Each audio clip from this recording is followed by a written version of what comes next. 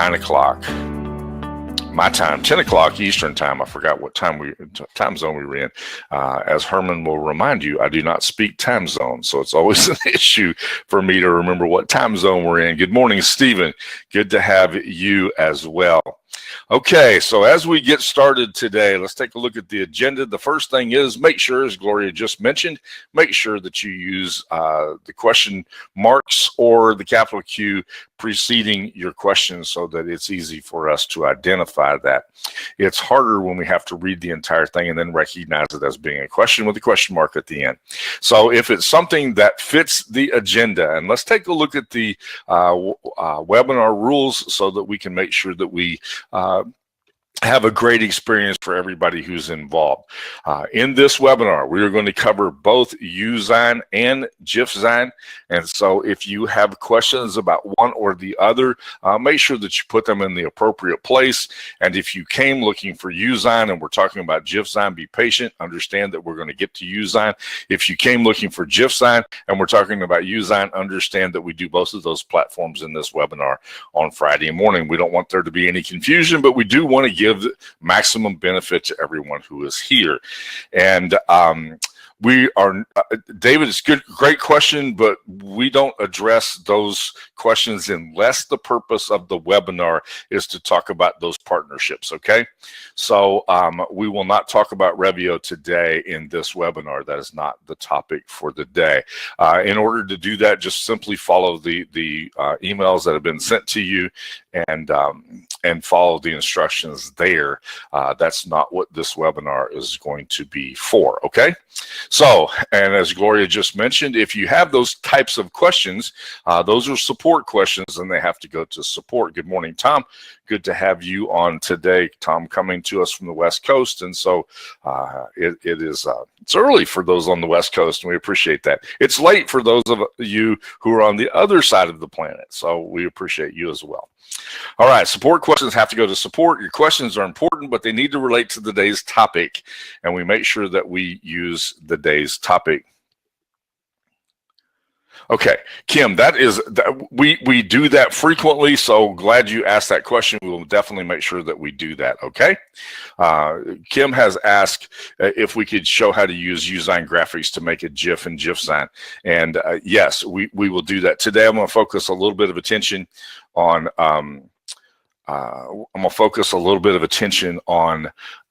the Cinemagraph feature, but we'll also talk about how to use GIFZine and UZine together. So we'll address that issue as well. David, when you resize a picture, you want to start with the largest image possible and make it smaller, because if you try to start with a small image and make it big, it's always going to be pixelated, okay? All right. The next thing is replays are available in support, but please be patient about the replays. I see people asking for the replays within an hour of the time we get off air, and they're not going to be up until Monday or Tuesday. Usually Tuesday. What happens is that Gloria and I are the last ones. We're the last ones that are in on Friday, and so it takes me a while. It has to be rendered with the webinar platform. Then it has to become available to me. Then I take it, I clip the dead air space off the front end of it, put a little intro to it, and then I have to render that and post it up to YouTube. Then what happens is that the amazing Rose goes through that. She gives an outline for that. It's a lengthy process. It's not as simple as just posting it. And so we want you to understand that the replays are available, but please be patient. Every time we have somebody asking within an hour or so of the webinar, when's the replay going to be available? It will be available probably by about Tuesday, okay? And then Gloria and I created a document that has a lot of the questions that we talk about every single webinar. And so she's tried to streamline the webinar process, and that resource looks just like this.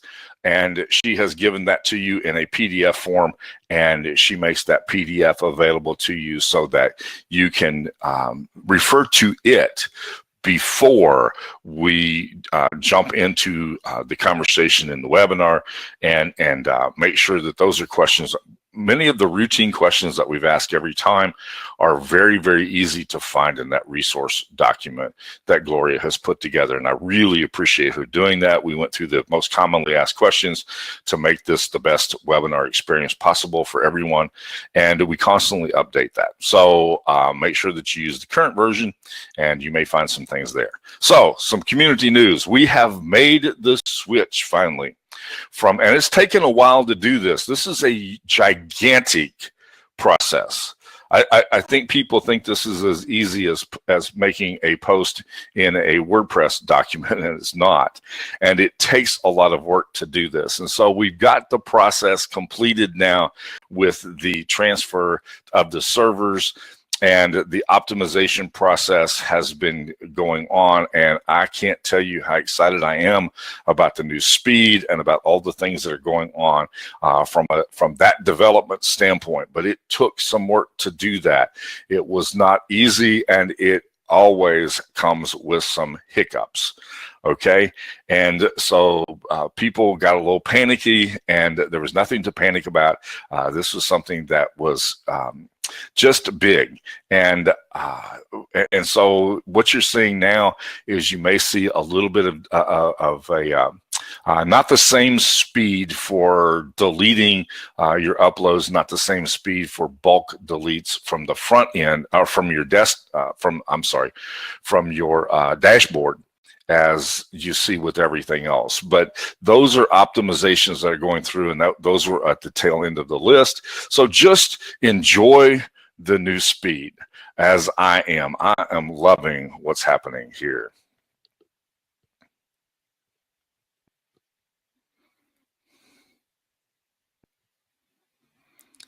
I'm looking at the question here that Eric just posted about t-shirts. Okay. All right, if we have an opportunity to address that, we will. We've talked about t-shirts numerous times.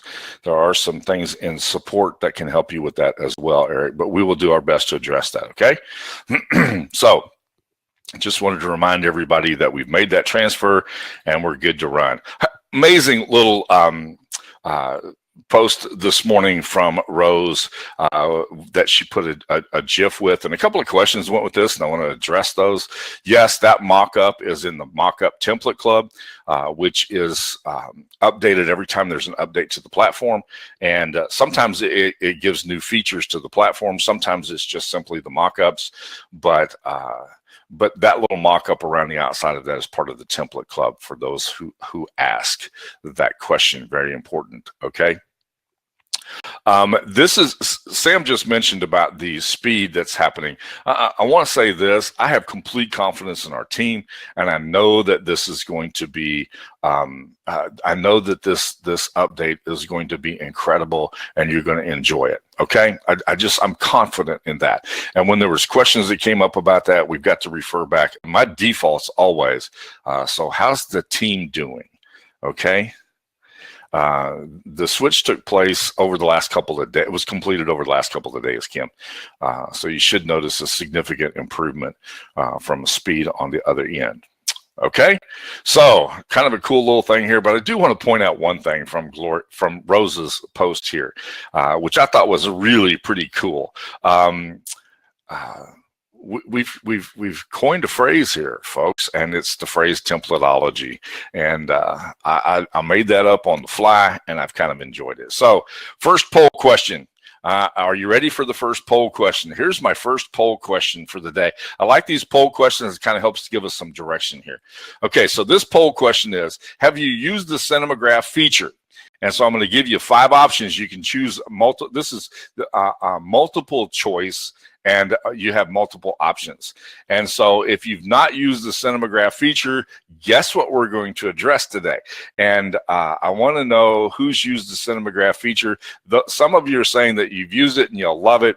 Many of you are saying that you have never used it. Some of you are saying you're looking for the right situation. Some of you saying I don't create GIFs, but that's cool. That's all right. This is what we're going to do. I will show you how to use the Cinemagraph feature today because I think it's something that we forget. You do have to look for the right situation, And when you find the proper situation, I'm going to use two things today to kind of show you how to do that. So we'll get to that when we get to the Canvas, okay? But I wanted to find out how many of you, it looks like the majority of you, and Herman uses it, and he's done some amazing GIFs with his Cinemagraph features. So we'll talk about that, okay? And I will give you some examples of how to use that Cinemagraph feature using this kettle and fire, and one other that I'll give you some mediocre examples and some really good examples. Okay. Yes, I love it when Herman has amazing cow GIF that he created using the Cinemagraph feature. So Herman, feel free to post that again, because that was the thing that caught my attention about the power of this Cinemagraph. So we'll talk about that. I want to remind you all, we didn't get a chance to do this last week. I just kind of flipped through it, but remind you that your smartphone becomes an amazing tool when coupled together with Usign and GIFsign. And you can do some really, really cool stuff. And I showed you an example last week and I posted that in the group, showed you an example last week. Tyree, it's really good to see you. Glad to see how you're doing, okay? No, you can create the GIF from multiple slides, and we will address that, okay? Now, templateology. And I want to talk just a little bit about smart mockups, because smart mockups are pretty cool. And for those of you who jumped in February, I think we had 212 mockups. We're now up to 592. But with that came some changes and some advancements in the templates and some features that they had not had when we originally did the layouts. And so I'm going to show you that you need to create templates for yourself and how to do that, okay? Yes, that just continues to grow. Another one of our partners that does an amazing job of continuing to provide great value to their clients. I was scrolling through the templates today, and these things jumped out and grabbed me. Top 8 mobile apps post image. And I look at this as when I don't have something to do, which is very, very rare. But when I don't have something to do, I find opportunity here to develop or to create something that can be beneficial, and I make it available to the public. I'm in the information business, and so just simply looking through this, sometimes things that pop out at me. Top 8 trends, top 8 social media post trends. Trends are something that's kind of cool. Taking advantage of the holidays that are coming up, and we have holidays that are coming up, and you can create special kinds of, and Gene does this all the time, special little images just for that particular holiday. And so I call templateology as the study of templates, so that I might get better, so I might improve my skills, I might improve my my talents and my abilities, and that kind of a thing. So that's what I mean when I talk about templateology, for those of you who are new. And you can grab templates and you can do some amazing things with them. As a matter of fact, how I learned to use the platform was taking templates apart, figuring out how they created that, and then reproducing that myself. And it was just it was a simple little thing to do. And then I found all kinds of templates that I could turn around and use in my business. I could use with my clients. I could use to do other things. And we're seeing that happen. Rose posted about that. Gene posts about it frequently. Others of you have posted the things that you're doing, taking the templates, modifying them, and making them available to the public. So that's, I'm glad to see how that's growing. I'm going to show you some editing tools today, some cool things. We forget about how to use this replace tool. I'm going to show you a cool feature with the replace tool, taking a mind map example here. I'm going to show you how to improve that mind map by using the replace tool and making your life very, very easy. Thank you, Herman, for posting that for us. And then a couple of little things that come up frequently, and that is the branding text. so that we can make sure that we have, the people are always asking me where all these text samples come from over here. It's because I have saved them in the branded text. And so we'll talk about that. For those of you who are new, you'll get a chance to see that, okay? And then we're also going to show you how to save branded colors. Okay, we'll show you how to make branded colors as well. So I have a little comment about logo design. And this is the information that is available, and that is that the login will be coming to you very soon, and so be looking forward to that. The advantage of logo design is that it is an advanced logic for design. And the interesting thing is I've been thinking through how valuable that's going to be and the benefit that's going to be to me.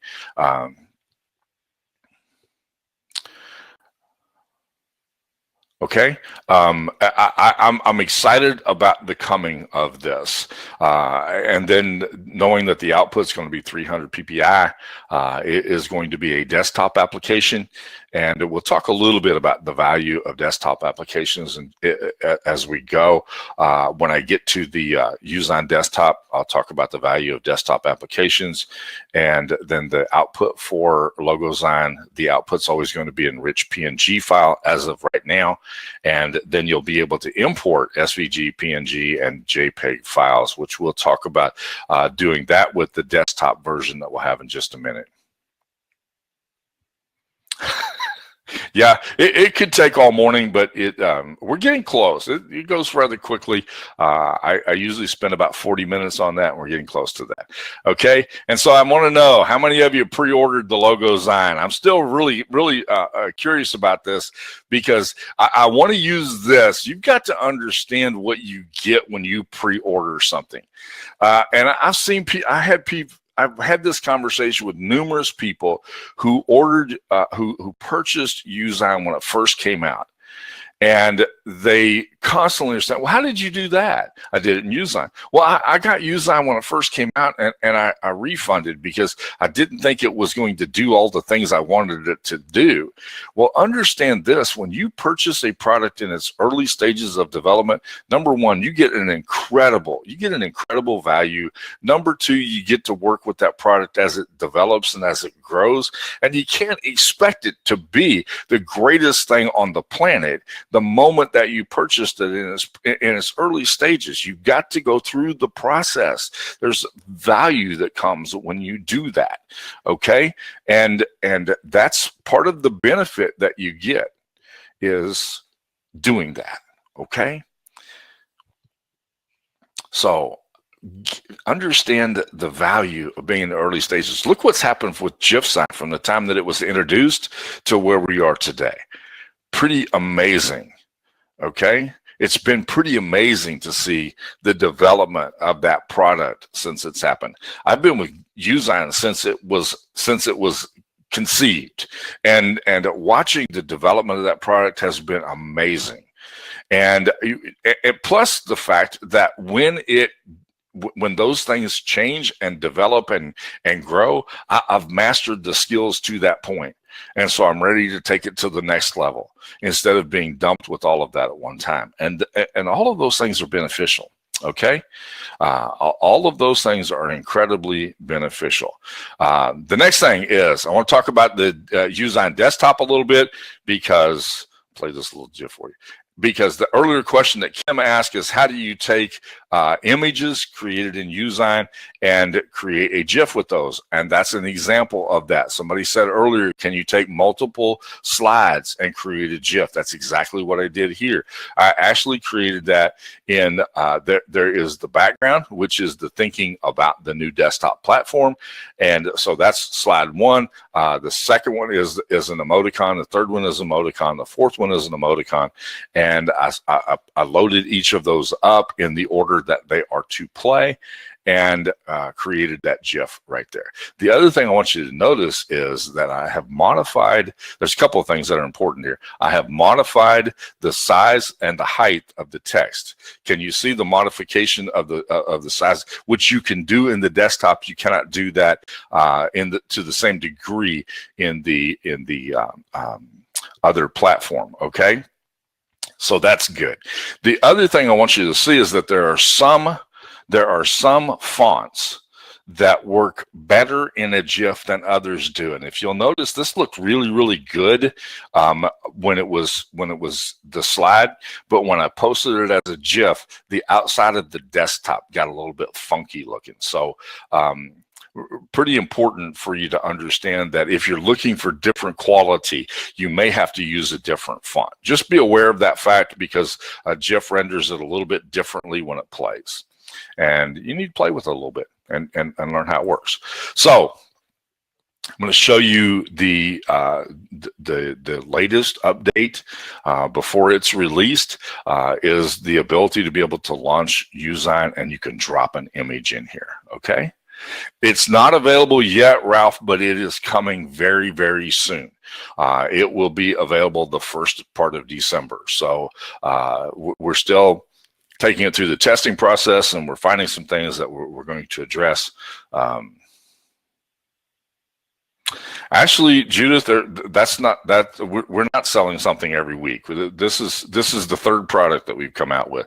There are other things, there are other partners that we use, but one of the reasons why I mentioned Smart Mockups is because I thought that it was a product that was very valuable to people, and we've used it numerous times, and we're watching that product grow and be beneficial to the people who are there. Okay?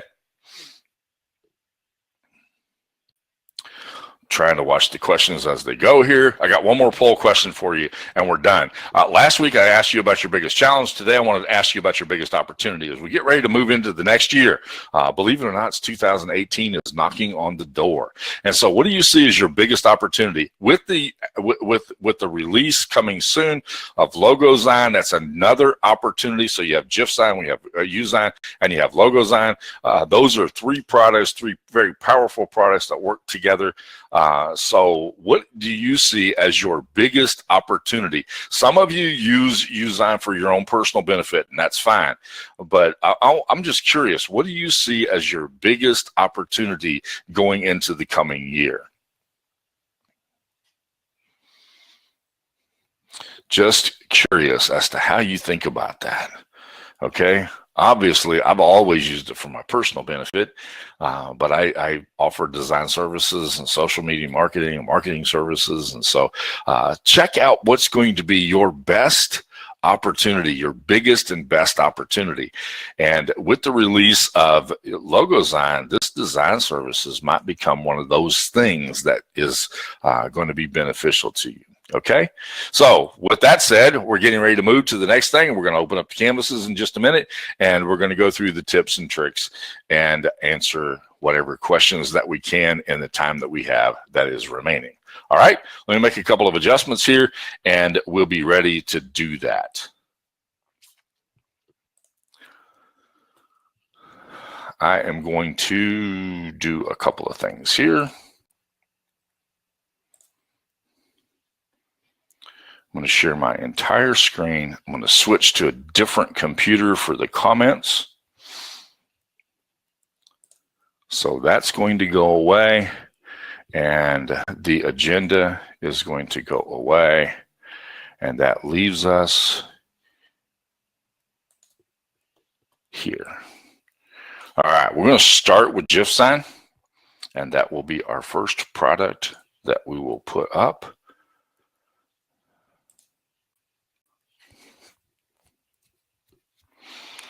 So we're going to talk about, I'm going to take a couple of, let me go out here and find out. I've got an interesting video here. This grapes video, which I will come back and do that in just a minute. It's easier to show you with something that's got a fairly decent contrast. And so there is a video here that I want to grab and pull in for this purpose. And it is this pot right here. So we'll grab this one. We'll bring this in. This is a fairly large video, not real big, but it's a fairly large video. So as it brings this up, we'll be able to take this and show you. We'll use it to demonstrate the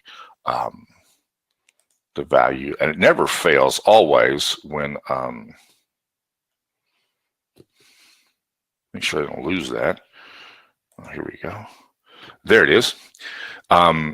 This pot, I'm going to switch over here to the cinematograph feature, and I want to turn on everything so you can see this, okay? I'm going to turn on the masking, and what you want to do is you're going to erase from the image the part that you want to have move. I know that sounds a little backwards, but you're going to erase from the image the part that you have to remove. Now, I really like this size right here for this one because it kind of fits the shape of the pot. So I want the pot to continue to move in the video, but I don't want anything else to move. So the pot swings in this video, and so we're going to, I'm purposely going to do this, okay? So we're going to take this pot and we're going to make it swing in the GIF. So I'm not being real careful with this, but I want you to see this because I have a point in that. Now I can come over here and I can change the size of my brush so that it fits this little pot handle right here, and I can move that so that it works there. All right, do y'all see what I've done? I have taken the I've taken this, and while this renders, I'm going to answer Gene's question. He asked what happened to the mic last week. I have no idea. I don't know, number one, why the mic wouldn't stream, because later that afternoon I tested it, it streamed fine. And I don't know why we got kicked out with 10 minutes to go in the hour. I have no idea. Like I said, I think it was in the Halloween mood. So if you'll notice, the pot swings and the flames come around the outside of the pot, but the rest of the picture does not move. All right, not the best, but it was easy to show you how that works. But you'll notice that I've got a little area over here to the side that's bleeding out. All right, I'll show you what to do with that. I'm going to switch to the brush, and I'm going to paint back in this little area right here that I purposely bumped out so you can see it. And when I paint that back in,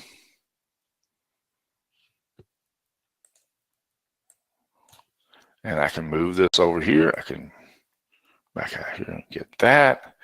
This little spot on the handle. And I can clean it up a little bit.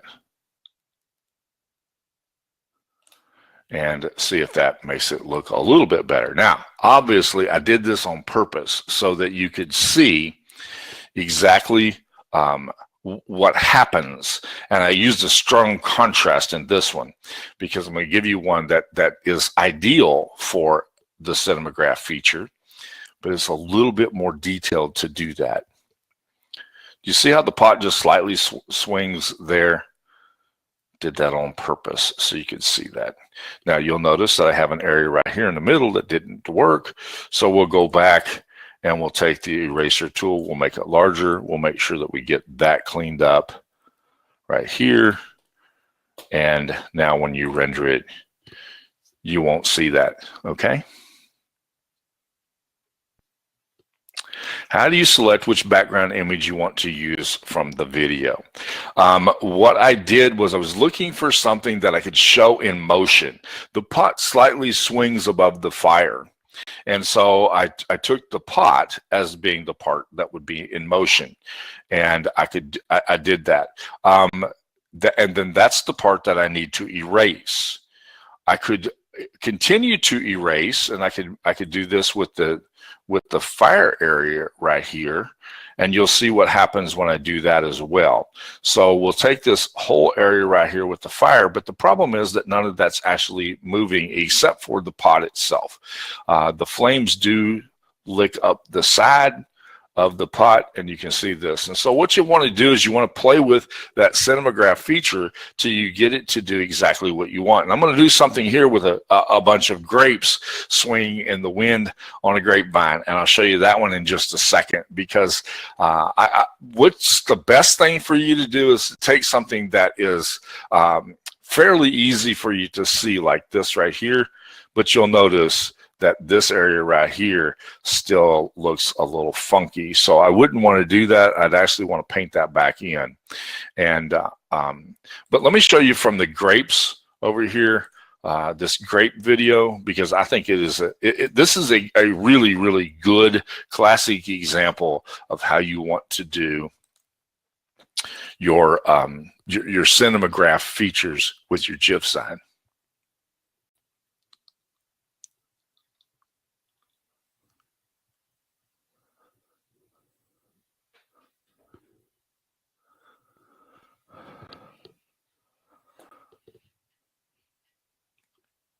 Okay, Gloria is answering the questions that are there. So while this pulls up, this is a much larger video, so it takes a little longer for it to render. I'm going to make it shorter once I put it in. And there is my video. I'm going to shorten it just a little bit so it'll be easy to do in this cinematograph feature. But when this plays, let me go back over here to I'm going to play it and show you what's happening here. You've got all of this activity over here. I just want this bunch of grapes right here to move. The rest of it I want to stay fixed. I want it to look like just a portion of the image is moving. So I switched to the cinematograph feature, and I'm going to turn this on so we can see everything that's here. And now I want to erase. So what I want to erase, I'm going to have to make my brush a little smaller. What I want to erase is just this area from the grapes so that they will actually move in this image, okay? I'm not going to get real detailed with this, but you're going to see the reason why I picked this group rather than the pot itself, because I think this does some pretty amazing stuff here. We're going to do this. And I saw in that video that this portion of the grapes were all moving because they're all connected. Okay. I could go back in and erase all of these other pieces. But let's just try to get this cleaned up a little bit for the purpose of the demo here. All right, tell me in the comments, are you beginning to understand how this cinematograph feature works? Do you see what's happening there? Now, I'm going to play just that portion, and you'll see what happens. And you'll get a chance to see, because really what you want to do is you want to draw attention to something. The whole video, you see how just that bunch of grapes is moving and the rest of it's now still.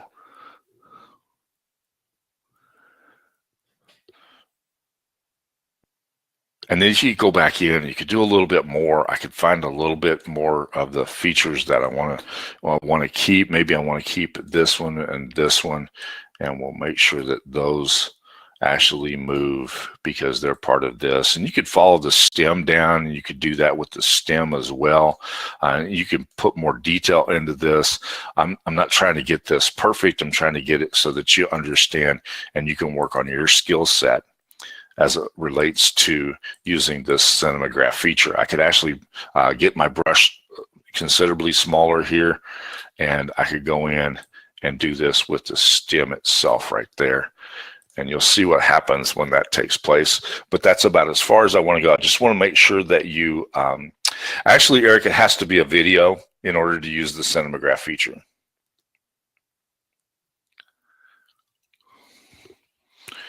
Now, do you see what's happening here? And you can draw attention to it that way. All right, a little bit more work with the mouse, and I can make this a little bit more polished, and you can see how to do that. But I wanted you to see the cinematograph feature today because this is something that's grossly overlooked, but I think it is an amazing tool, okay? All right, having said that, let's move from the GIF sign to another canvas. Somebody asked me a minute ago, let's see if we can do this. I don't know if I have images saved, but how do you take the images? You just simply upload them here. Let me go back over here, see if I've got something saved from last week. I typically don't save last week's stuff. So let me see if I can find quickly here, and I may not be able to do that. I might have already deleted those images that were there. Looks like I have. Okay. Looks like I have done that. So I'm not going to be able to show you how to take those images. But what you can do is you can upload your images here. Make sure that you upload them in the order, you select them in the order that you want them to appear when you create the GIF. We've done that a couple of times, and so you may find that video back in the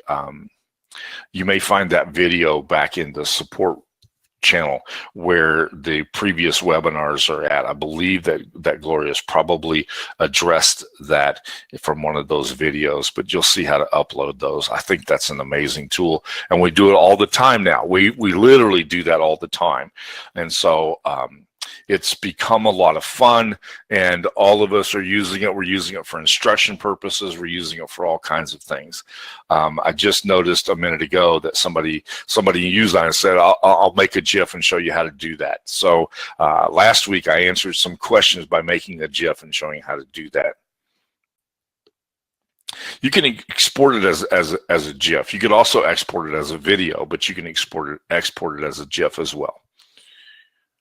No, you cannot reorder them once they are loaded. They have to be loaded in the order. And so what I do when I create that is I create it in the order that I want it. And so I name it like GIF 001, 002, 003. So I make sure that I select them in that order. Okay. Yes, you can change the length of time. When you upload those, you can go from frames and you can go from 8 to 1. And so you can, actually, I think it's 9 to 1. I think the default is 8.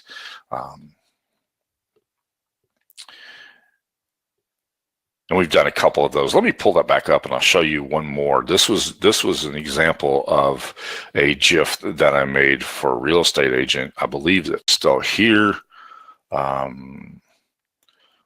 This is an example right here. This was a bunch of slides that were taken from a landscaping crew. And we took those slides and we loaded those up one at a time, created a GIF with that so that it would play continuously either in Facebook or on their website. Okay. This was another example of a cinematograph that I made by making this foreground right here permanent and then made the clouds so that they moved. Some cool stuff that you can do there. This is another example of one that I created, and watch what happens when I have this guy step out of this image right here. Like, oh, how do I get out of this date? Okay, just a little fun with the GIFs, okay? Yes, when you load the slides in individually, Kim, you have the option of being able to, I don't have any available right now, but you have the option of being able to slow down that speed. It's in the lower right hand, or I'm sorry, the lower left hand corner. You can change the frames that show per second. All right, back to the GIFsign platform here. I want to show you a couple little tools with the Usign platform. I want to show you the use of a couple of tools here that that will help. This is a mind map from a webinar that I did last night, and if I wanted to change this circle around the outside of this, when you import this, look how tiny that is. Okay, then I'm gonna have to, if I change this, I'm gonna have to adjust that for every single one of these circles that I have here, which would be a pain in the patoot. If I wanted to change this and use this circle right here, then I'm gonna have to resize it for every image that I have, and that's not something that I want to do. So what I do is I click on this circle that has this hand-drawn circle that's here, and I go to my replace tool. And when I click on this, it replaces it the correct size. All right. replaces that the correct size. This is something that we don't use very often, but notice that I have a different angle here. All right. And so when I click on this, click on my replace tool, I can change the angle so that it matches. It's the right size and it is the correct angle. And Gloria is correct about the duplicate button. This is another thing that you can also do. If I had this, when I created this originally, what I did was I created this and I made 1, 2, 3, 4, 5, 6. I duplicated that 7 times because I have the circle in the middle, and then I have all of these around the outside here. By the way, this is kind of how my brain operates. And so I duplicated that 6 times. I took that, positioned it over there. And then once I got these out here, I didn't like the way they looked. I thought, you know, some of these need to be a little bit different. Some of them have to have a little different adjustment around the outside of those. So I selected that and I went over here to my replace tool and I scrolled up here and I found the one that looked just right for that. And I could throw that in there. Okay, that one doesn't look just right, but I can do this again. Click on my replacement tool, and there you go. So, what if you're working on something that covers the toolbar on the right? It should not cover the toolbar on the right. If you've got enough canvas area here, it should not. If you scrunch this up, it still keeps that toolbar there until you get it too small. So you always want to make sure that you keep your canvas size as large as you possibly can. And if for some reason you have something that's larger than life, and you can't see it all, then you can go down here and use your magnifying bar and make that larger or smaller. Okay, but I can't think of a situation where you would have something covering up the toolbar. Okay, Kim, probably what the problem is that you have you have your canvas size too small, and so it is getting in the way. And you want to make sure that your canvas size is large enough to be able to do that. But that's a really, really cool little trick with the. It's a really cool little trick to use that. It's a really cool little trick to be able to. Replace these things, or you know, as I always say, take it for a test drive. Let's see, would this look better if I had this one?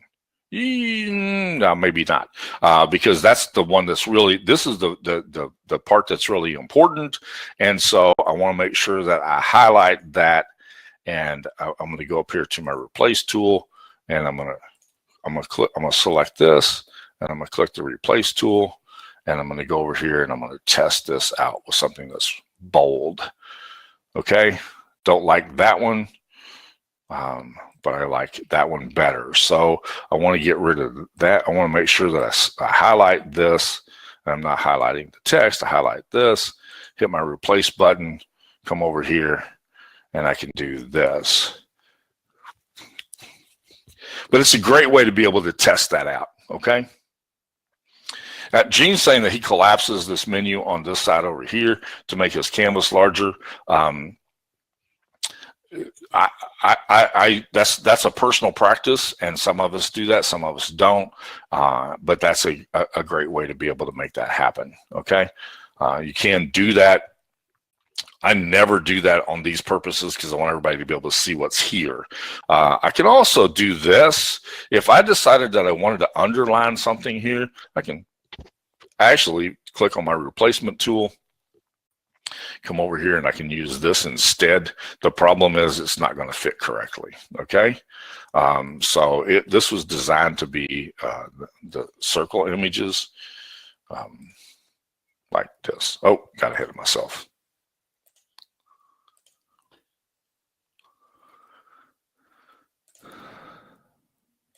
All right, are there any questions about that as we move from this? We had the question about mind maps a couple of weeks ago, and so I was using a mind map for this particular project, and so I wanted to make that mind map available and show you how you could adjust your circle sizes around the outside of that. Okay, let's see here. Do we have any questions? No, I didn't draw each arrow separately. What I did, that's a good question. What I did was exactly what Gloria had said earlier about the, I went over and found an arrow that I liked, which was this arrow right here. Took that arrow, made it a little bit larger.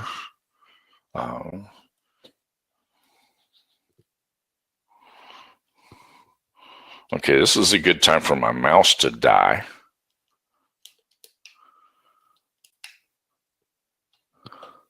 All right, now I managed to turn my mouse off.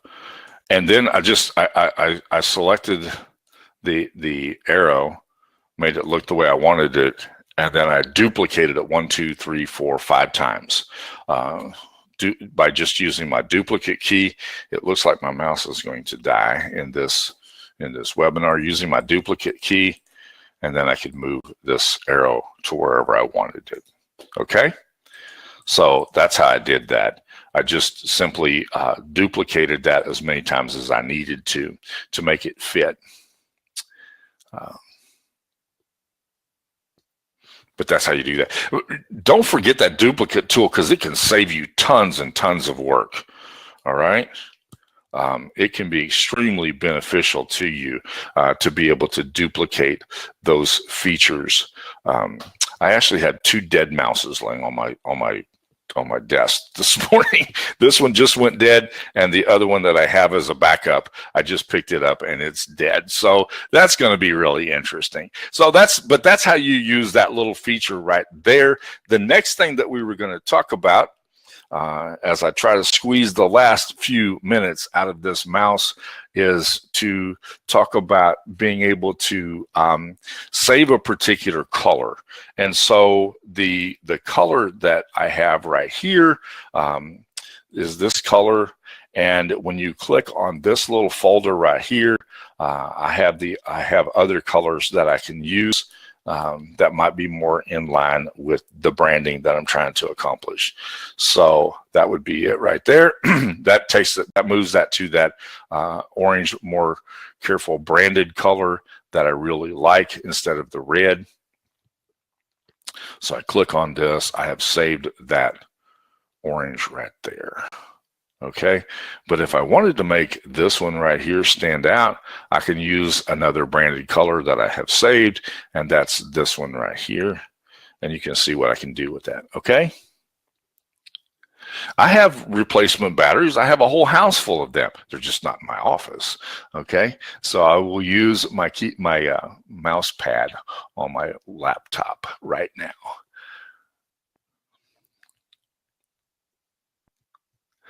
I could actually, and that's what I did when I did this. Kim is saying, can you take these 2 pieces and put them together? And the answer to that question is yes.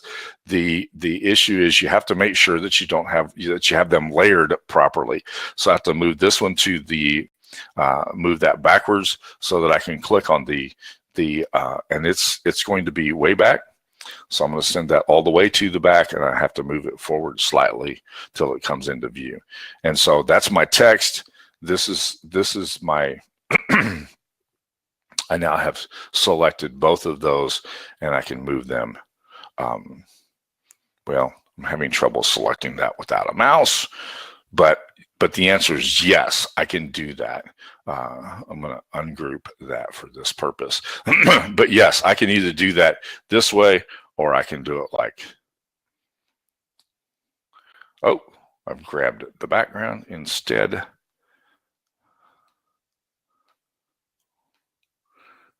And I have to make that background the background, because it keeps getting in my way.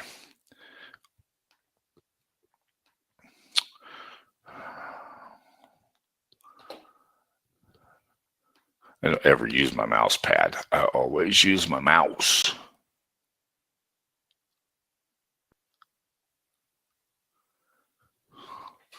So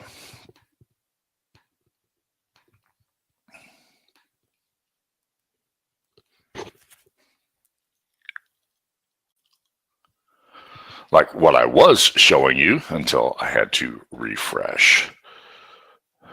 Okay, I can select the elements that I'm looking for. All right, let's go to the next item that we have, and that is, I'm going to switch screens here, and I'm going to select a template. And I'll show you the reason why we're going to do this. I can actually, as we get ready to close, that mind map template, and I told you I was going to talk about the smart mockup templates a minute ago, and down here at the bottom, they have added, and like I said, they've added all kinds of pieces to that smart mockups. And we don't have any templates created just for smart mockups. So what you do is you create your own. And I have my template saved here for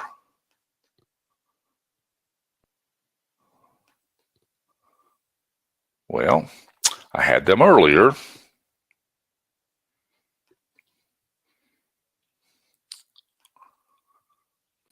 Let's go back over here. Somebody asked this question earlier about their templates. There we go. And they said, I hope I get my templates back. Well, they're there. And if you have an issue, just refresh and do what I just did, and that's refresh, and you'll find them. But I have a cover art size that was not included in the original smart mockups. I do a lot of book covers, and so when you look over here, you will find some magazine and book covers. And I do a lot of these because I'm in the information business. And so you'll find that some of these, like this one right here, requires a different cover size and a spine. And so what I did was I created both a cover and the spine art. And so what I'm going to do for right now is I'm going to download those for you, because this is a funky size. I'll show you this funky size here. This is 1588 by 2246. Okay, so let's quickly download that. You'll get a chance to see how that works. And I'm just going to save it like that.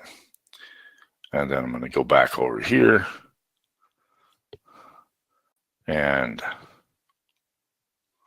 grab this spine art. I'm going to use this, and you'll see I could create this, but you can see how quickly things load now that we have the new server set up. And that's my spine art. I've saved it in that time. And then you can take those templates, click on this, and that's the wrong one. And you can see that that fits pretty closely there.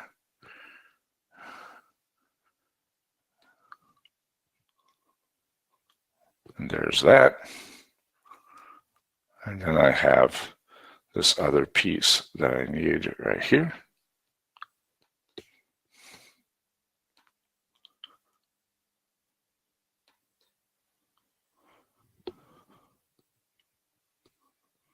And that lays that right there.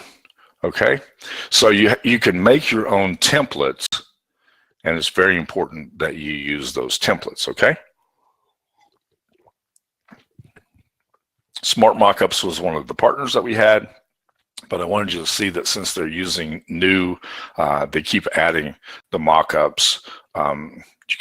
You can take those mockups and create templates for the new mockups and save them yourself. Okay, so that was that piece. Now, are there any questions that we have not addressed yet?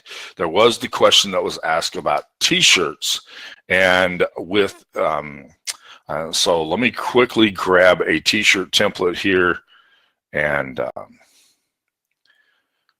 Now, first of all, any of the templates you can use, you're free to use those templates, but down here, you'll find the templates under print because a t-shirt is a print. So you go here, scroll down and grab this under Teespring shirt. And you'll find some templates here. You're welcome to use these templates, and you can use those templates or you can modify them. All right. This is set up entirely correctly for t-shirts.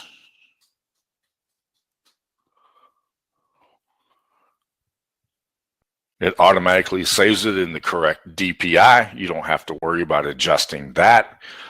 You can see this in a mock-up by clicking on that image right there. You can change the color and you can see how that's going to look when you put it on a different color shirt. These are actually Teespring shirt colors here, and so you can do it from right there. I can make any modifications that I want here. I can actually change the color of that text and make it a different color if I wanted to do that. I could use those branding colors that I was talking about a minute ago, and I can put that right here. So I've now covered my my branding, and then I can see how that's going to look on my t-shirt design. Doesn't look so good there, but if I switch to a white shirt, it looks better on a white shirt. If I switch to a gray shirt, it looks even better. And you can see how you can do that. So I can download this right here and use it as an example to somebody, all right? I can download this as a PNG file. And if I do that as a PNG file, I can do some cool stuff with that. I'll show you that in just a second. So if I download the image right here and I go to Teespring or I go to Printful or whatever I use Printful, or you can use Teespring, but you can take this image right here and you can load it onto their design canvas. And from there, you create your t-shirt design, okay? But that is the correct DPI for doing that. You can then also take this and you can make this larger if you need to do that, all right? So I can increase the size of that if I want to do that. You can see what happens when I do that. Makes my image look much larger on the shirt. So I can do that. But if I download it from here, it is going to be the correct size, all right? Yes, yes. So I download this image right here and use that. I use that image for my Teespring design, okay?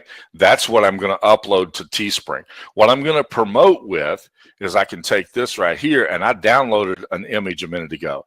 So I can go from here and go back over here to, I'm going to create a Facebook ad, all right? A Facebook ad with this, and I'm going to delete the image that I saved here, and I'm going to now upload, and we're just past our time, but I'm going to upload an image here, the one that I just saved, and now I can create an ad with this, put this on a different background, put that on a textured background. I can duplicate this image multiple times.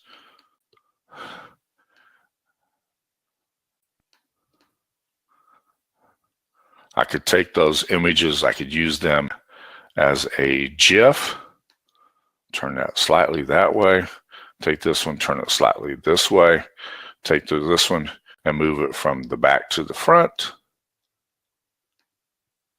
As soon as I find that one, there we go. Move it from the back to the front. Okay, I'm gonna have to move these from the front to the back. And do this with this. I could layer those like that, or I could move this one in the same manner. Like that. Okay, so I could quickly create a Facebook ad with that. All right. And with that is a quick, short, down and dirty. Yeah, I saved it as a ping file so I could use the, so I could do what I needed to do there, okay? Yeah, there's just endless possibilities of what you can do once you begin to understand how to use the tools that you have. I could easily have made those 3 different color shirts, but you see what that looks like that way, all right? Okay, and with that, folks, we're going to wrap up. We have covered the agenda for the day. We have done the things that we need to do. And so I really appreciate you all joining us. Let me switch back over here. I appreciate you all joining us today and being a part of our Friday webinar. Let me get the, let's see here. Where are we at? I'm going to get... We got to bring this thing to a close. So thank you so much for everything that you have done, all the questions that you've asked, the opportunities that we've had. And so I appreciate you doing what you do and joining us and sharing this time with us. We'll be back next Friday, same time, same place. And we didn't get kicked out 10 minutes to go this time. We've gone a little bit longer, so you got your 10 minutes back, okay? All right, thank you so much for joining us. Have a wonderful, wonderful weekend. We appreciate everything that you do. Be safe. If you're traveling, travel safe, take care of yourself,